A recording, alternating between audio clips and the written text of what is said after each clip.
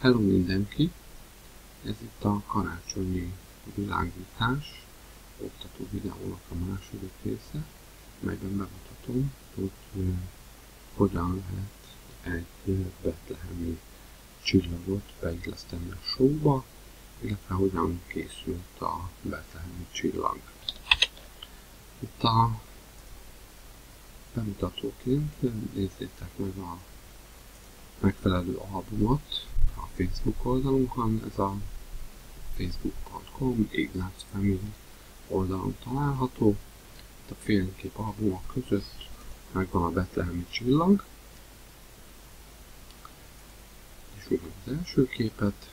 Itt lehet látni, hogy egy viszonylag nagy, ez egy 1 méter magas és 65 cm széles kartonplaszt lapból építkezik. Erre fehér filztollal rajzoltam fel a csillagnak a körvonalait, és 3-as fúróval előfúrtam a megfelelő ledek beépítéséhez. Ezek mindegyiknek kimértem a távolságot, azt hiszem, hogy valahol 2,5 és 3 cm környékén van. Itt az első képen találtak egy linket, ahol az interneten van egy automata kalkulátor, ami segít a megfelelő méreteknek a meghatározásában. Meg kell adni a magasságot és a szélességet, és a kalkulátor kiszámolja a szükséges vonalhosszúságokat a szárakhoz. Itt az A vonal, a B vonal, és így tovább. Az alaprajzon meg vannak a megfelelő szögek, hogy milyen szögekben száródnak a különböző szárak. Ez a rajznál sok segítséget nyújt. Mindenek előtt meg kell rajzolni a felező vonalakat, és utána el lehet kezdeni a kiszámolt értékek alapján a csillag felrajzolását. Amikor készen van a rajz, akkor a fehér vonalakat hígítóval, vagy valami féktisztító folyadékkal le lehet mosni a kartonplaszt lapról.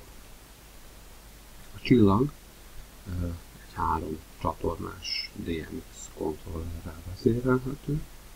Én úgy határoztam meg, hogy a külső csillag, az, ami itt éppen most fényesen világít, ez a 2-es csatorna, a belső csillag az 1-es csatorna, és a fénysugarak, amik a csillagból jönnek, ez a 3-as csatorna. Itt már be vannak építve a ledek. Nézzük, hogy lehet ezt megvalósítani az X-Lights programban. Ez a modell sajnos nem szerepel az alapértelmezett modellek között, ezért ezt magunknak kell előállítani.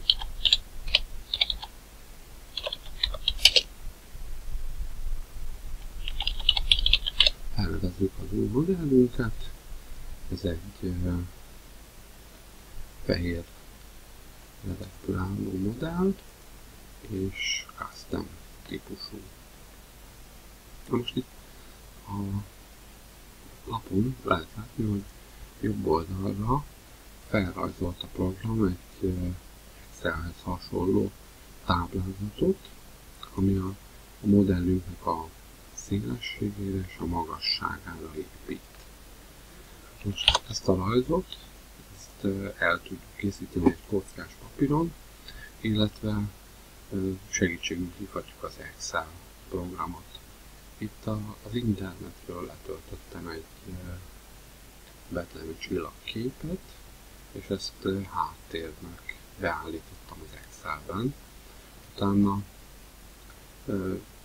egyesével a különböző vonalakhoz tartozó csatorna számokat bepötyögtem a táblázatnak a megfelelő rubrikáiba.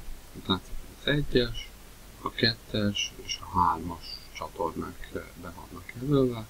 Ezt ki is jelöltem, ezt a modellt elmásoljuk.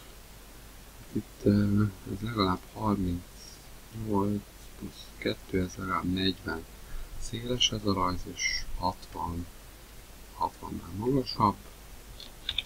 Váltsunk vissza.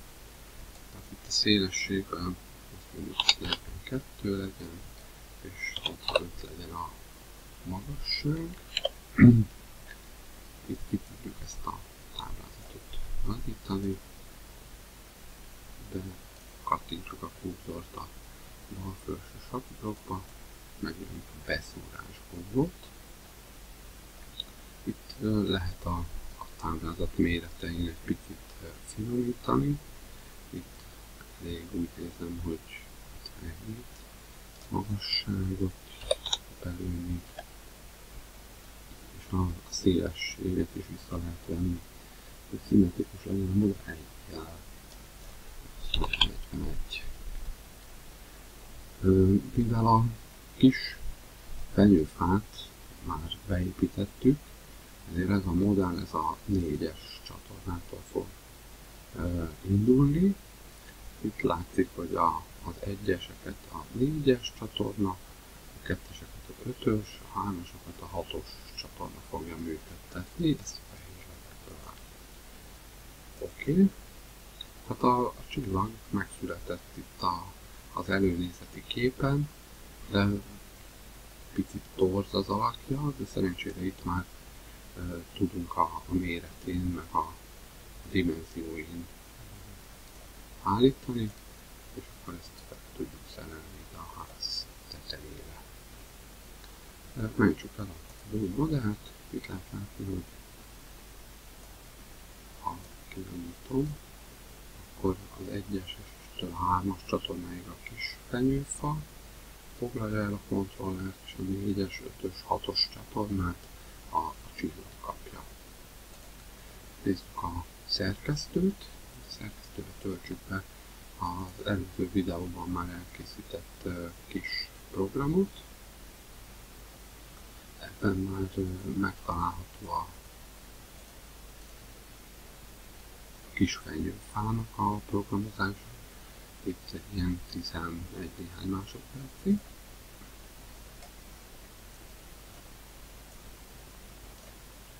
És akkor nézzük a Betlehem csillagot.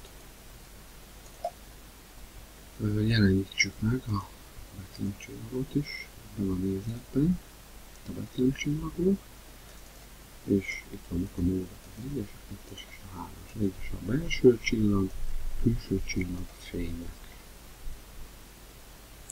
Itt a Node Onset-et fogom használni időzítésnek. Ez a leggyorsabb időzítés ebben a dalban, és hát fehér fénnyel kell dolgoznunk. Álljunk be ide az első pontra, de az előnézeti képen még nem látszik, hogy működne a dolog, de hogyha fehérre kapcsoljuk a LED-et, akkor lehet látni, hogy a belső csillag felfényesedett. Dobjuk be a külső csillagot is, ez már fehér lett. Dobjuk a fényeket, a külső csillag is fényes lett. Most ahhoz, hogy itt a fény az játszon, minden egyes taktusnál más fényeket célszerű kigyújtani.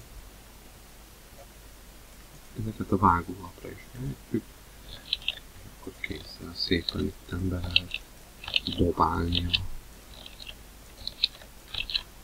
szekvenciát. Itt meg lehet tapasztalni, hogy mik a jó beállítások, amiben szép fényhatásokat tud a csillag.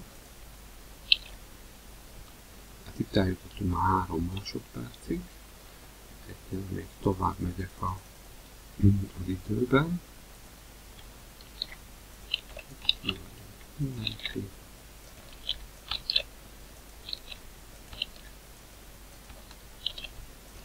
Itt a Ctrl-C és a Ctrl-V billentyűk használhatóak ebben a programban. Itt vagyunk már 5 másodpercnél. Hát nézzük meg, hogy mit csináltunk. Kijelölöm a zenének ezt a szakaszát, ahol már készen vagyunk.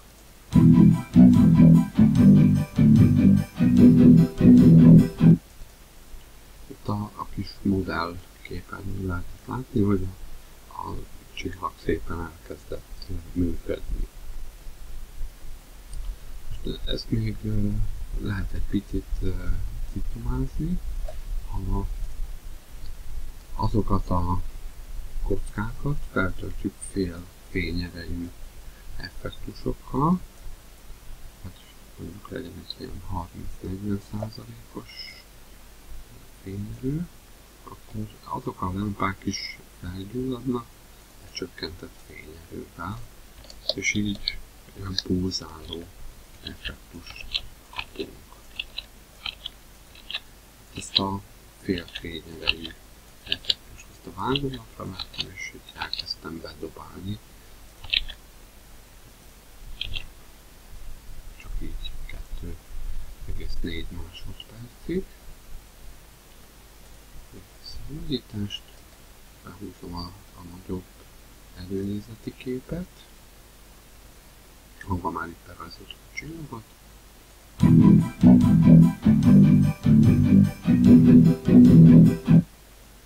Hát itt, ameddig feltöltöttem itt az idővonalakat a kis szürkékkel, addig azok a lámpák félfényerővel, a többi lámpa pedig teljes fényerővel gyulladt ki.